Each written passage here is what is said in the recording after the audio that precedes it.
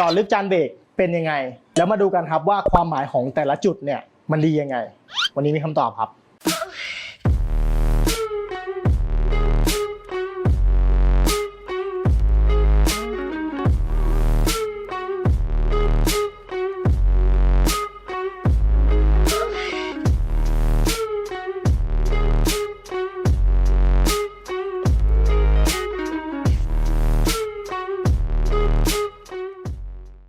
ก่อนอื่นเลยนะครับตัวจานเบรกที่เราเห็นอยู่ทั่วไปนะครับโอเคเราจะเห็นว่าเราจะมีเรื่องของตัวรูจานที่ต้องเอาไว้ใส่ยึดกับตัวคอม้าเดิมเราก็จะมีตัวจานเบรกที่เป็นหน้าตาปกติอยู่แล้วแต่สิ่งที่เราเพิ่มออปชันขึ้นมานะครับสำหรับตัวจานเบรกรันสต็อปที่เป็นจานสล็อตเจาะรูซอล่องนะครับซึ่งเราจะเห็นว่าจะมีลายซอล่องและมีตัวเจาะรูเข้ามานะครับเพื่อที่จะให้ระบายความร้อนได้ดีขึ้นกวาดหน้าผ้าเบรกให้มันเรียบขึ้นที่สำคัญครับจานเบรกรันสต็อปที่เราทำมาทุกรุ่นทุกใบนะครับตั้งแต่รถเก๋งรถกระบะหรือจะเป็นพวกรถไฟฟ้านะครับทั้งหมดเลยเนี่ยเราจะเจาะรูและซอล่องเนี่ยไม่ให้โดนครีบด้านในของตัวจานครับดูยังไงครีบด้านในตัวจานนะครับเราจะเห็นว่าด้านในเนี่ยมันเหมือนคล้ายๆกับโครงกระดูกตัวนี้เนี่ยถ้าเกิดมันไม่ได้ความแข็งแรงของตัวจานขึ้นมาเนี่ยมันจะทำให้โครงสร้างของตัวจานเนี่ยผิดเพี้ยนและทำให้จานเนี่ยคดได้จานแตกร้าวง่ายได้แต่ทีเนี้ยเราเจาะรูซอล่องขึ้นมาเนี่ยเพื่อที่จะไม่ให้โดนตัวครีบด้านในนั่นเองนะครับและอีกจุดเด่นของตัวจานเบรกตัวนี้นะครับ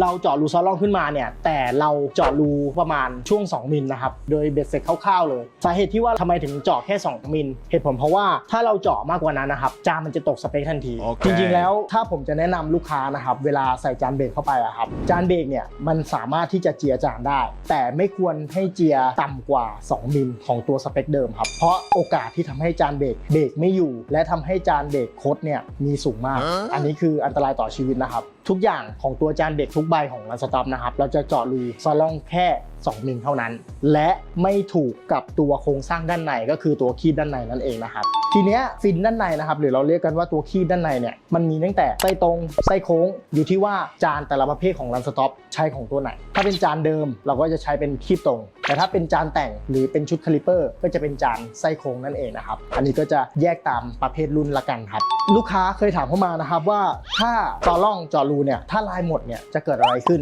อันตรายหรือเปล่าซึ่งผมบอกเลยว่ามันไม่อันตรายมันก็ใช้งานได้แต่อย่างที่บอกครับว่ามันจะลดสเปคตัวจานทันทีครับเพราะโดยส่วนใหญ่คร่าวๆของจานเดิมติดรถนะครับถ้าเราใช้สเปคไปสมมติว่ามันหนา28มิลนะครับพอมันเหลือ26 25เนี่ยอันนี้ถือว่าลดสเปคของตัวจานละบางทีเราใช้เบรกหนักๆเนี่ยเบรกมันจะไม่อยู่หรือทำให้กินผ้าเบรกมากขึ้นหรือกินจานมากขึ้นซึ่งอันเนี้ยไม่แนะนำครับถ้าเป็นอย่างนั้นเนี่ยผมแนะนำให้ลูกค้าเนี่ยเปลี่ยนจานเบรกใหม่ดีกว่านั่นเองนะครับแต่เวลาเราเจาะรูซอล่องไปเนี่ยอันเนี้ยมันก็คือเป็นสัญญาณบ่งบอกอยู่แล้วเนาะถ้าเจาะรูซอล่องเนี่ยมันหายเนี่ยแสดงว่าคุณต้องเปลี่ยนจานละก็ฝากด้วยนะครับสำหรับวันนี้ผมขอลาไปก่อนแล้วกันครับฝากติดตามเพจของ Run Stop ทุกช่องทางด้วยขอบคุณครับ